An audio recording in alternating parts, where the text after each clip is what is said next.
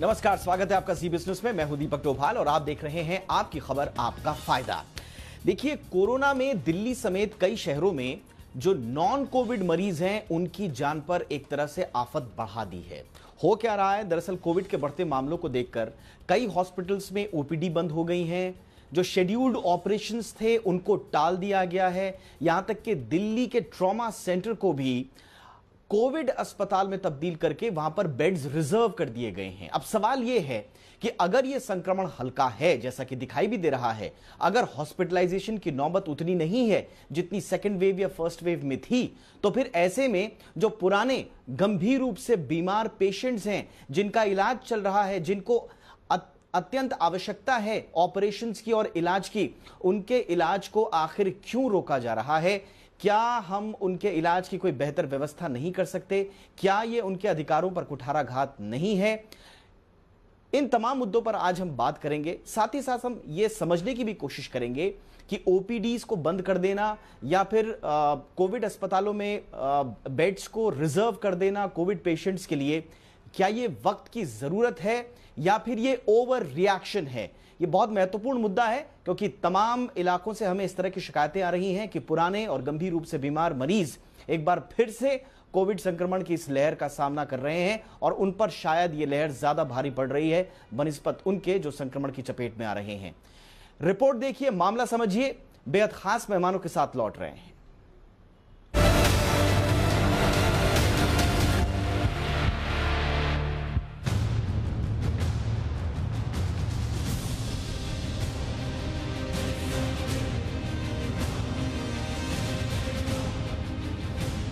अगर कोई किसी गंभीर बीमारी से पीड़ित है और उसका इलाज दिल्ली के किसी सरकारी अस्पताल में चल रहा है तो उसकी मुश्किलें बढ़ने वाली हैं। कोरोना के बढ़ते मामलों को देखते हुए दिल्ली के सभी सरकारी अस्पतालों में ओपीडी की सामान्य सेवाओं को बंद कर दिया गया है। एम्स के ट्रॉमा सेंटर को भी कोविड सेंटर में बदल दिया गया है। यही नहीं, दिल्ली के दूसरे सरकारी अस्पतालों के ट्रॉमा सेंटर में भी कोविड के लिए बेड रिजर्व कर दिया गया है। वहीं लाइफ थ्रेट से जुड़े मामलों को छोड़ दें तो शेड्यूल्ड ऑपरेशंस पर भी रोक लगा दी गई है। केंद्र और दिल्ली सरकार की इन पाबंदियों से कैंसर, किडनी, लीवर जैसी दूसरी गंभीर बीमारियों से गुजर रहे लोगों को बहुत दिक्कत होने लगी है। हालांकि कुछ शर्तों के साथ ये पाबंदियां लगी हैं, जैसे मरीज ऑनलाइन रजिस्ट्रेशन के जरिए ओपीडी की सुविधा ले सकता है और क्रिटिकल कंडीशन होने पर सीधे डॉक्टर को दिखा सकता है। लेकिन इन रियायतों की जमीनी हकीकत कुछ और ही है। अगर किसी ने ऑनलाइन ओपीडी के लिए आवेदन किया है तो उसका नंबर 4 से 5 दिन बाद ही आएगा। नंबर आ भी गया तो गंभीर स्थिति होने पर उसे डॉक्टर से सीधे कंसल्टेशन के लिए भी हफ्ते से भी अधिक का समय लग सकता है। इसमें भी उन मरीजों की तो मुश्किलें और ज्यादा बढ़ने वाली हैं जो दिल्ली के बाहर से हैं, क्योंकि अगर उनको डॉक्टर को दिखाने या ऑपरेशन के लिए समय मिल भी गया तो उनके तीमारदारों को कहां ठहरेंगे, क्या खाएंगे, क्योंकि दिल्ली के सभी होटल्स और रेस्टोरेंट को भी बंद कर दिया गया है। ऐसे में दिल्ली में ये पाबंदियां तर्क संगत नहीं है, क्योंकि गंभीर बीमारियों से जूझ रहे मरीज कोरोना से तो बच जाएंगे, लेकिन दूसरे संक्रमण की गिरफ्त में आने से उनकी जान पर बन सकती है। कोरोना के बढ़ते मामलों को देखते हुए देश के दूसरे राज्यों में भी सख्ती बढ़ा दी गई है। इन पाबंदियों के बीच महाराष्ट्र सरकार ने ओपीडी जैसी जरूरी हेल्थ सर्विसेज को जारी रखा हुआ है। ऐसे में दिल्ली में भी सरकारी स्वास्थ्य सेवाओं पर पाबंदी लगाने की बजाय दूसरे विकल्पों पर जोर देना चाहिए, क्योंकि दिल्ली में लागू नियमों को देश के दूसरे राज्य भी फॉलो करते हैं। ऐसे में अगर दूसरे राज्यों में भी ऐसे ही सख्त नियम लागू होंगे तो दूसरे संक्रमण से जूझ रहे मरीजों की जान आफत में आ सकती है। ब्यूरो रिपोर्ट, जी मीडिया।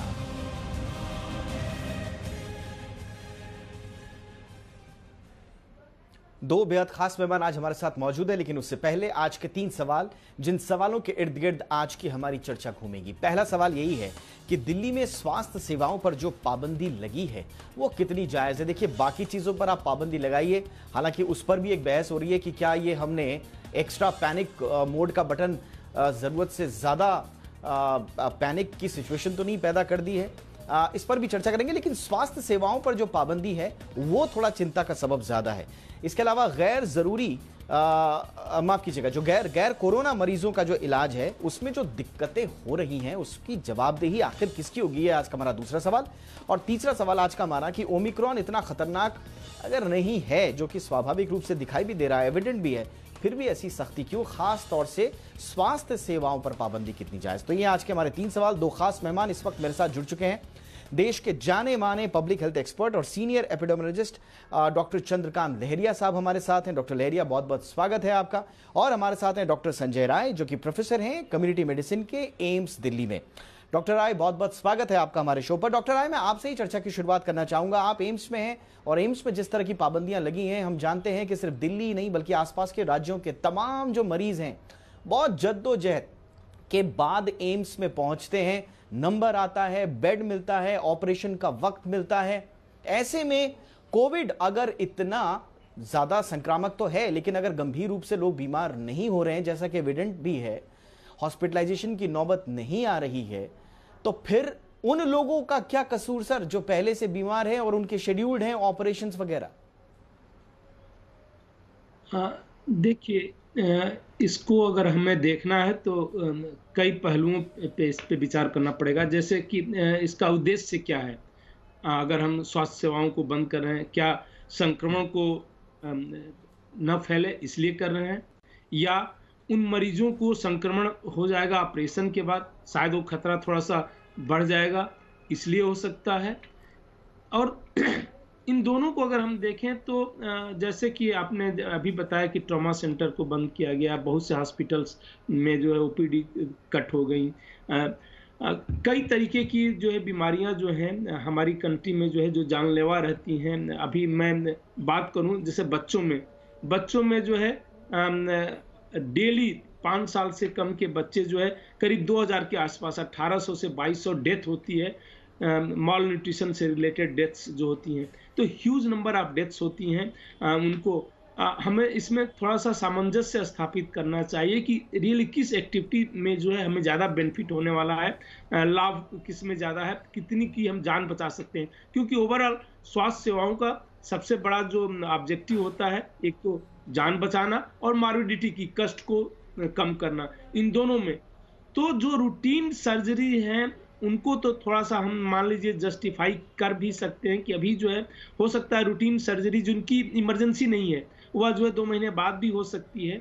उस सर्जरी को अगर हम अभी टाल देते हैं, क्योंकि इस समय वायरस सर्कुलेशन जो है काफ़ी ज़्यादा है, तो हो सकता है सर्जरी के बाद उनको प्रॉब्लम हो तो और कॉम्प्लिकेशंस होने की संभावना है। आल्दो ओमिक्रॉन जो है बिल्कुल ही माइल्ड है। आपने बिल्कुल कहा, सही कहा। पूरी दुनिया में देख लीजिए, दिल्ली की ही हाल देखें तो करीब जो है जब 15,000 केस जो है डेल्टा में थे तो हमारे पास एक भी बेड अवेलेबल नहीं था। दिल्ली में 15,000 केस जब रोज आ रहे थे, अभी 20,000 केस भी आ रहे हैं तो भी जो है 80% से ऊपर जो है बेड्स खाली हैं। तो ये दर्शाता है कि यह जो है उससे माइल्ड वेरिएंट है, इसमें कोई शक नहीं है, जो भी दुनिया से ये आ रहा है। तो इसलिए जो है हमें सामंजस्य बैठाने की जरूरत है। लेकिन इमरजेंसी को टालना, ट्रॉमा को टालना जो है, यह जो है वहां से ट्रॉमा सेंटर को शिफ्ट किया गया है। ट्रॉमा सेंटर को एम्स में मेन यहाँ पे शिफ्ट कर दिया गया है, क्योंकि पहले ट्रॉमा सेंटर एक अलग से बिल्डिंग थी, पूरी की पूरी ट्रॉमा सेंटर, उसको की आइसोलेशन वहाँ पे इजी होगा, इसलिए जो है वहाँ पे उसको जो है उन्होंने कन्वर्ट किया है कोविड के लिए और उस ट्रॉमा सेंटर को शिफ्ट किया है। ट्रॉमा सेंटर को बंद नहीं किया है, ये थोड़ा सा बताना पड़ेगा, क्योंकि ट्रॉमा सेंटर बंद करना कहीं से भी उचित नहीं है, क्योंकि वह एक्यूट इमरजेंसी है। और एक्यूट इमरजेंसी को अगर आप दो कहानियां हैं, इसमें 2 कहानियां हैं। पहले तो खबर यह आई थी डॉक्टर राय कि पहले तो खबर यह आई थी कि 40% जो बेड्स हैं वो ट्रॉमा सेंटर के रिजर्व कर दिए गए हैं। अब आप कह रहे हैं कि बंद नहीं किया गया, उसको शिफ्ट किया गया। लेकिन मेरा सवाल यही है सर, जो जिससे आप भी संभवतः इत्तेफाक रखें कि ट्रॉमा सेंटर में ऑलरेडी वही मरीज आते हैं सर जिनको बहुत ज्यादा तुरंत त्वरित इलाज की आवश्यकता होती है, और आप उनको छोड़कर आप अगर कोविड अस्पतालों में, जिसमें बहुत भाग्यशाली हम लोग, मैं इसको कहूंगा अगर मैं सही वक्त शब्द इस्तेमाल कर रहा हूं, कि ये वाला संक्रमण उतना ज्यादा गंभीर नहीं है। ये एविडेंट है। पहले तो हम सिर्फ चर्चा करते थे, लेकिन अब हमारे सामने एविडेंट है। तो क्या हम ट्रॉमा सेंटर जैसी सुविधा को उसमें कॉम्प्रोमाइज करना, क्या ये सही है सर? अब बंद नहीं किया जा सकता है, बिल्कुल नहीं। ट्रॉमा जो है हमेशा इमरजेंसी होती है, और किसी को इमरजेंसी जरूरत पड़ी, वह जो है बंद करना कहीं से उचित हो ही नहीं सकता।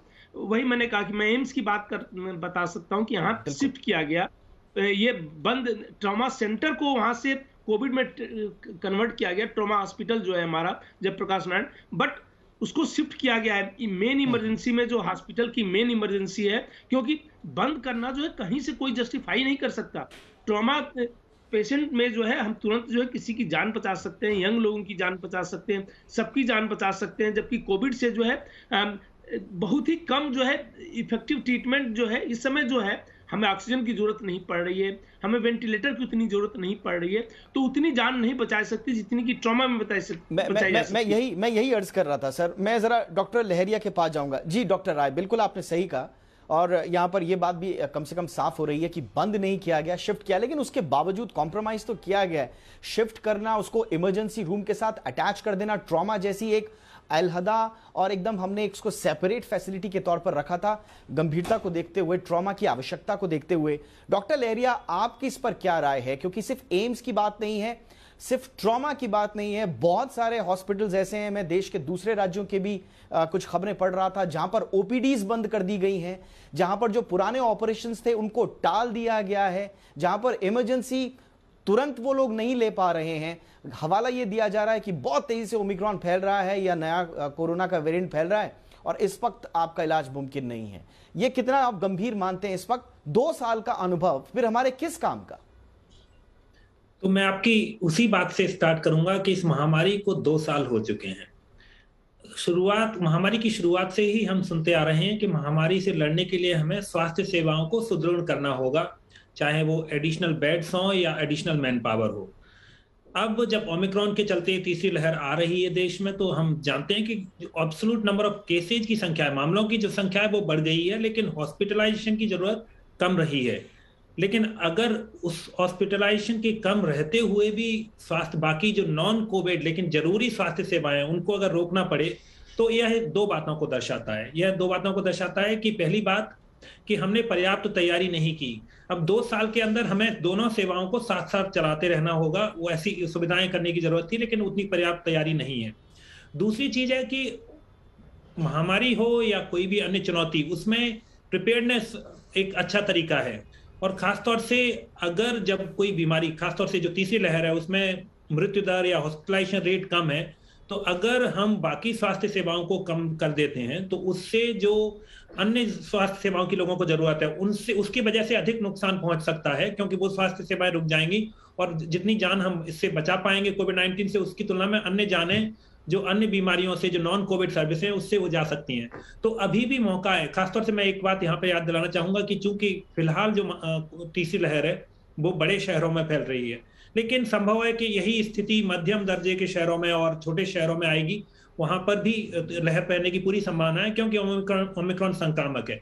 तो इस जो दिल्ली, मुंबई और बड़े शहरों में हो रहा है, वहां पर इन शहरों में स्वास्थ्य सेवाएं भी अच्छी हैं, और अगर वहां पर ऐसा करना पड़ रहा है तो मध्यम दर्जे के और छोटे शहरों में क्या होगा, इसके लिए हमें तैयार रहना होगा। तो मेरा सुझाव यही रहेगा कि चूंकि ये बीमारी और खासतौर से तीसरी लहर में अधिकतर केस माइल्ड इलनेसेज हैं और हॉस्पिटलाइजेशन की जरूरत कम है, तो हमें हॉस्पिटल बेड्स या आईसीयू बेड्स पर ध्यान न देकर, इतना अधिक ध्यान नहीं देना चाहिए, या पूरा ध्यान आईसीयू बेड्स या हॉस्पिटल बेड्स पर देने की जरूरत नहीं, बल्कि जो प्राथमिक स्वास्थ्य केंद्र हैं, छोटे, चाहे वो ग्रामीण और क्षेत्रों या शहरी क्षेत्रों, वहां पर प्राथमिक स्वास्थ्य केंद्र हैं, उनको मजबूत करने की जरूरत है।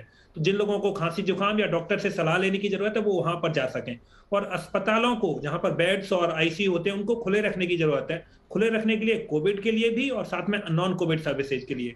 2 साल काफी समय है, हमें सीख लेके बेहतर तरीके से कर सकते हैं। जिस तरीके से फिलहाल हम कर रहे हैं उससे बेहतर तरीके से किया जा सकता है। बिल्कुल डॉक्टर राय, हमें अप्रोच में भी थोड़ा सा बदलाव करना होगा। जब भी हम बात करते हैं प्रिपेयर्डनेस की, तो हम हमेशा सीधे चले जाते हैं आईसीयू बेड कितने बढ़ाए, हम सीधे चले जाते हैं कि भाई वेंटिलेटर्स हमने कितने जोड़ दिए, हम सीधे चले जाते हैं कि भैया ऑक्सीजन युक्त बेड हमने कितने बढ़ा दिए। लेकिन अप्रोच चेंज करने की आवश्यकता है, और शायद यही हमारे 2 साल के अनुभव का सार होना चाहिए कि हमने कोरोना के लिए जो प्रिपरेशन की है, उसके साथ साथ जो हमने रेगुलर ट्रीटमेंट के लिए व्यवस्था की है, उसकी हालत ये है, वो अप्रोच फिलहाल दिख नहीं रही है सर।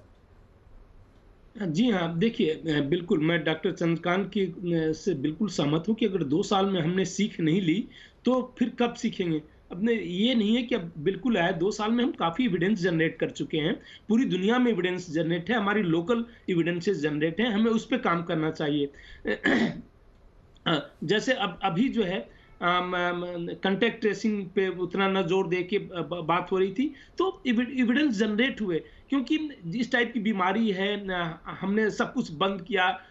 अगर मैं दिल्ली की बात करूं तो दिल्ली में देखिए इन लॉकडाउन, इतने कंटेनमेंट जोन सब कुछ बनाने के बाद भी अगर 90% के आसपास सीरो पॉजिटिव, दैट मीन्स कि 90% लोगों को जो है हो गया इन्फेक्शन, तो ये दर्शाता है कि इस टाइप की बीमारी को हम रोक पाने में असमर्थ होते हैं। थोड़ा सा स्लो प्रोग्रेशन जरूर कर सकते हैं वेरियस एक्टिविटीज से, चाहे वो लॉकडाउन हो चाहे कुछ हो, लेकिन अगर हमारा ऑब्जेक्टिव ये है कि हम बंद कर रहे हैं, खत्म करेंगे, तो वो संभव नहीं है। वही मैं भी पहले भी मैं कह रहा था कि हमें जो है इसमें सामंजस्य बैठा के चलना चाहिए। हमें जो है कोविड के साथ साथ नॉन कोविड जो भी ये है एक्टिविटीज है, चाहे रूटीन मरीज की हो, ओपीडी सर्विसेज हो, लोगों को बहुत से कष्ट हैं। कई चीज एक्यूट जो है नहीं रोकी जा सकती है। किसी का अचानक पेट में दर्द होना, किसी का अचानक किडनी प्रॉब्लम हो जाना, किसी का अचानक हार्ट अटैक हो जाना, ये सब जो है पहले भी होता रहा है, इस समय भी हो रहा है और आगे भी होता रहेगा। तो हमें जो है 2 साल के अंदर जो सीख मिली है उससे ये है कि हमें दोनों में सामंजस्य स्थापित करके चलना चाहिए। एक सर्विसेज को बंद करके दूसरी सर्विसेज के कॉस्ट पे ये कहीं से उचित नहीं माना जा सकता है, और वह समय आ गया है कि इस समय तो लकी हैं हम, देखा जाए कि ये माइल्ड वेरिएंट है, और इसमें भी अगर हम वैसा ही कर रहे हैं जैसा पहले करते रहे, तो ये कहीं से जो है इसको जस्टिफाई नहीं किया जा सकता है। बिल्कुल, और सिर्फ स्वास्थ्य सेवाओं की बात नहीं है, चाहे वो फिक्की की चिट्ठी जिस पर हमने कल विस्तार से जी बिजनेस पर चर्चा भी की थी, आज जो CAIT की चिट्ठी गई है, लगातार इस बात पर जोर दिया जा रहा है कि आपने 2 साल के अनुभव के बाद आपका हासिल पाया क्या है। अगर आप फिर से वही लॉकडाउन जैसी सिचुएशन पैदा कर रहे हैं, अगर आप फिर से OPDs को बंद कर रहे हैं, आप जरूरी ऑपरेशंस और पुराने शेड्यूल्ड ऑपरेशंस को टाल रहे हैं, ट्रॉमा सेंटर्स को शिफ्ट करने की बारी आ रही है, या उस तरह की व्यवस्था जो कि बिल्कुल रूढ़िवादी व्यवस्था अगर मैं इसे कहूंगा, तो और इसका फिर फायदा क्या हुआ? आपने अनुभव क्या लिया? आपने सीख क्या ली? ये सवाल उठने लाजमी है। कोरोना काल में बिल्कुल अपनी तैयारियां हमको चुस्त दुरुस्त रखनी है, उनको बढ़ाना भी है, लेकिन 2 साल का अनुभव से अगर हम ये नहीं सीख पाए हैं कि कोरोना के साथ साथ जो गैर कोरोना प्रभावित जो मरीज हैं उनका हम क्या उनके बेहतर इलाज की व्यवस्था हम कैसे कर पाएं, तो थोड़ा बहुत सवाल उठने आवश्यक हैं, और इन्हीं सवालों को आज हम उनका जवाब देने की कोशिश कर रहे हैं अपने खास मेहमानों के साथ। डॉक्टर लहरिया, जैसा मैं कह रहा था कि सिर्फ स्वास्थ्य सेवाओं की बात नहीं है, दिल्ली जैसे शहर में और बाकी कुछ शहरों में भी रेस्टोरेंट में जाना बंद कर देना, तरह तरह की पाबंदियां लगा देना, लॉकडाउन का आप नाम नहीं ले रहे हैं लेकिन लॉकडाउन से कम पाबंदियां आपने नहीं लगाई हैं, ये कितना जायज है, और क्या ये हमारा ओवर रिएक्शन है? तो इस बात को समझने के लिए हमें इस समस्या की जड़ में जाना होगा, और इस समस्या की जड़ यह रही है कि पिछले 2 सालों में भारत में महामारी का जितना भी मैनेजमेंट हुआ है वो मेडिकलाइज अप्रोच में हुआ है। अर्थात हमने देखा है कि कैसे लोगों का इलाज किया जाए बजाय इसके कि कैसे इस महामारी को रोका जाए। तो ज्यादातर समय लोगों ने सवाल उठाए हैं कि या तो वैज्ञानिक तथ्यों का इस्तेमाल नहीं हुआ है, या पब्लिक हेल्थ के जो सिद्धांत होते हैं उनका सही तरीके से इस्तेमाल नहीं हुआ है। लेकिन यही वजह है कि अधिकतर समय जो जितने भी रेस्ट्रिक्शंस लगाए गए हैं, लोगों को एपिडेमियोलॉजिकल प्रिंसिपल्स और पब्लिक हेल्थ प्रिंसिपल्स को माइंड में नहीं रखा है या उनसे लर्निंग्स नहीं ली हैं। उदाहरण के तौर पर दिल्ली में जो ग्रेडेड रिस्पॉन्स एक्शन प्लान बनाया गया है, तो उसमें कई सारी ऐसी चीजें हैं कि जिसको खुद का जो दिल्ली डिजास्टर मैनेजमेंट अथॉरिटी ने मानने से इनकार कर दिया है। तो ये सारे रैंडम तरीके से चलते हैं कि जो उसमें गाइडलाइंस बनाई गई, अगर सरकार ही उन्हें नहीं मानती है तो इससे पता चलता है कि वो वैज्ञानिक आधार पर नहीं है। लेकिन सबसे अच्छी बात जो अभी फिलहाल पिछले कुछ सप्ताह में नजर आ रही है कि जो एपिडेमियोलॉजी के सिद्धांत है, पब्लिक हेल्थ के सिद्धांत है, उनका काफी बेहतर तरीके से इस्तेमाल किया जा रहा है। जैसे कि कॉन्टैक्ट ट्रेसिंग का इतना महत्व नहीं रह गया है। टेस्टिंग की जो सरकार की अप्रोच है, खासतौर से उसमें असिम्प्टोमेटिक को टेस्टिंग की जरूरत नहीं है, वो हमें जो अवेलेबल रिसोर्स है उनको बेहतर तरीके से इस्तेमाल किया जाए। जो डिस्चार्ज पॉलिसी है उसको भी नई तरीके में बदलाव लाए गए। तो ये काफी सारे बदलाव हैं जो अब पब्लिक हेल्थ के सिद्धांत और एपिडेमियोलॉजी के सिद्धांत के आधार पर आधारित है। और मैं आज इस चैनल के माध्यम से बात कहना चाहता हूं कि चूंकि अब इस तीसरी लहर के में एक अच्छी शुरुआत हुई है कि एपिडेमियोलॉजी और पब्लिक हेल्थ के सिद्धांतों का इस्तेमाल डिसीजन मेकिंग में हुआ है, और मुझे इस बात के आधार पर काफी विश्वास है कि हम इस लहर से तुलनात्मक रूप से बेहतर लड़ पाएंगे। अदरवाइज जो मेडिकलाइज अप्रोच में हमने दूसरी लहर में देखा कि रोकने के लिए काम नहीं किया गया, लेकिन जो बीमार है उनको मरीजों पर ध्यान दिया गया। तो उसी तरह से मैं लौट के आना चाहता हूं कि महामारियां हमें सीख देती हैं, और हमें यह सीख सिर्फ उस महामारी के गुजर जाने के बाद नहीं लेनी, उसी समय लेनी है। लेकिन अनफॉर्चुनेटली देश में अब तक ऐसा नहीं हो रहा था। अभी भी समय है, और वो समय इस तरह से मैं दोहराऊंगा कि अभी बड़े शहरों में लहर आ रही है, मध्यम दर्जे और छोटे शहरों में लहर आएगी। तो हमें उनसे बचने के लिए अगर हम पब्लिक हेल्थ सिद्धांतों का ढंग से पालन करें, हमारा जो अप्रोच हो वो हमारी लर्निंग और एपिडेमियोलॉजी के सिद्धांतों पर होगा, तो हम इससे बेहतर लड़ पाएंगे। लोगों को असुविधा भी कम होगी, बीमारी का असर भी कम होगा, इकोनॉमिक एक्टिविटीज भी चलती रहेंगी, और हम इससे जल्दी उभरेंगे। सो एपिडेमियोलॉजी और पब्लिक हेल्थ को लोगों को समझना होगा, और सरकारों को उनको इस्तेमाल करना होगा, और हम इससे बाहर निकल पाएंगे। बिल्कुल सर, और यही मैं थोड़ा सा समझना चाह रहा था कि कॉन्ट्रडिक्शन नजर आता है। देखिए, एक तरफ सरकार कहती है कि सारे कॉन्टैक्ट्स के लिए 7 दिन का होम क्वारंटाइन जरूरी है, मास्क पहनना आवश्यक है, लेकिन टेस्टिंग मत कराइए। टेस्टिंग के नियमों में भी बदलाव होता है। कॉन्टैक्ट ट्रेसिंग को लेकर बाकायदा सरकार की ओर से सुझाव आते हैं कि हर किसी को टेस्ट कराने की जरूरत नहीं है, कोई पैनिक करने की आवश्यकता नहीं है। ये आपने जो कहा एपिडेमियोलॉजी के हिसाब से इस अप्रोच से सरकार चल रही है, लेकिन जब हेल्थ पॉइंट ऑफ व्यू से आते हैं तो फटाफट आप सबसे पहले ओपीडी बंद कर देते हैं, इमरजेंसी बंद कर देते हैं, आप शेड्यूल्ड ऑपरेशंस को टाल देते हैं। ये थोड़ा सा कॉन्ट्रडिक्शन जो है, मुझे लगता है इसमें सरकार खुद साफ नहीं है कि करना क्या है, और यही हमारे 2 साल के अनुभव पर एक बहुत बड़ा प्रश्न चिन्ह लगाते हैं। लेकिन डॉक्टर राय, एक पक्ष में आपसे जरूर समझना चाहूंगा, हम और आप यहां पर, आप तो स्वयं वहां पर हैं, हम लोग इस बात पर सवाल जरूर उठा सकते हैं कि आपने क्यों ओपीडीज बंद कर दिए, लेकिन बहुत सारे लोग ये भी कह रहे हैं कि हमारे जो फ्रंट लाइन वर्कर्स हैं सर, उन पर तीसरी लहर जो तथाकथित है उसकी मार बहुत ज्यादा पड़ी है। बहुत सारे डॉक्टर्स संक्रमित हो गए, पैरामेडिकल स्टाफ संक्रमित हो गया। कहीं ये वजह तो नहीं है कि हमको ओपीडीज को फिलहाल बंद करना पड़ रहा है या सीमित करना पड़ रहा है? स्टाफ ही अगर नहीं होगा तो फिर इलाज करेगा कौन?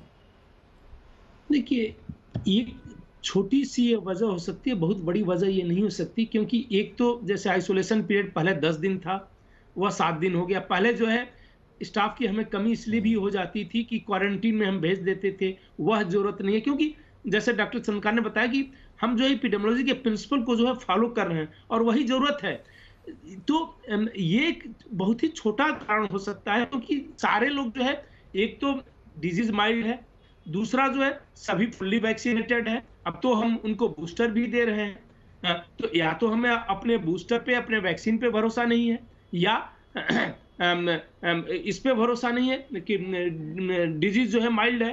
कुछ ना कुछ तो रीजन है, जो भी हो रीजन, लेकिन हमें जो है इस पे कंप्रोमाइज नहीं कर सकते कि लोगों को जो है आप समस्या से उलझते रहें और हम उनकी समस्या का जो है समाधान न दे पाए। स्पेशली एक्यूट इमरजेंसी कहीं भी पूरी दुनिया में जो है उसको बंद करना जो है कहीं से कोई भी जस्टिफाई नहीं कर सकता। एक वो छोटा सा रीजन हो सकता है जो आपने कहा, बट उसको जो है मैं बहुत बड़ा रीजन नहीं मानता। ये हर वेव में होता है और आगे भी होता रहेगा, ऐसा नहीं कि नहीं हो रहा है, आगे नहीं होंगे। आरएनए वायरस है, म्यूटेशन होते रहेंगे और अभी पता नहीं कितने म्यूटेशन होंगे, तो हमें तो सामंजस्य से बैठाना ही पड़ेगा। और बिल्कुल, और इसको देखते हुए केंद्र सरकार ने बाकायदा राज्यों को चिट्ठी भी लिखी थी कि आप अपने यहाँ जो पैरामेडिकल स्टाफ है उसकी जो सेकंड लाइन ऑफ लीडरशिप है उसको भी तैयार कीजिए।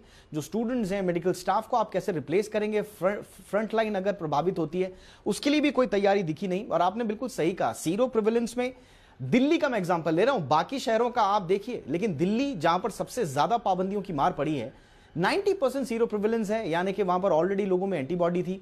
उसके बाद 3 हफ्ते पहले, याद कीजिए आज से 3 हफ्ते पहले दिल्ली सरकार ने यह दावा किया था कि 100% फर्स्ट डोज का आंकड़ा जो एलिजिबल पॉपुलेशन है उसको दे दी गई है, यानी कि आपका दायरा भी बहुत अच्छा है, सेकंड डोज का भी अच्छा है, बूस्टर डोज में भी ठीक ठाक हो रहा है। जो बच्चों के लिए डोज देनी है उसमें भी बहुत सारे बच्चे जो है, उसके बावजूद अगर आपको इस तरह की सख्त पाबंदियां लगाने की आवश्यकता पड़ती है तो कहीं ना कहीं यह सवाल उठता है कि क्या आप खुद ओवर रिएक्ट कर रहे हैं, आपने कोई अनुभव नहीं लिया है, या आप नीतियों को लेकर स्पष्ट नहीं है, कंफ्यूज्ड हैं। और यह सिर्फ दिल्ली सरकार की बात नहीं है, जहां जहां इस तरह की पाबंदियां लग रही हैं वहां पर एक स्पष्ट नीति, क्लैरिटी के साथ आना बेहद आवश्यक है कोरोना संक्रमित मरीजों के साथ साथ, ताकि जो नॉन कोविड पेशेंट्स हैं उनकी जान भी बचाई जा सके। बहुत बहुत शुक्रिया डॉक्टर लहरिया, आपने वक्त दिया।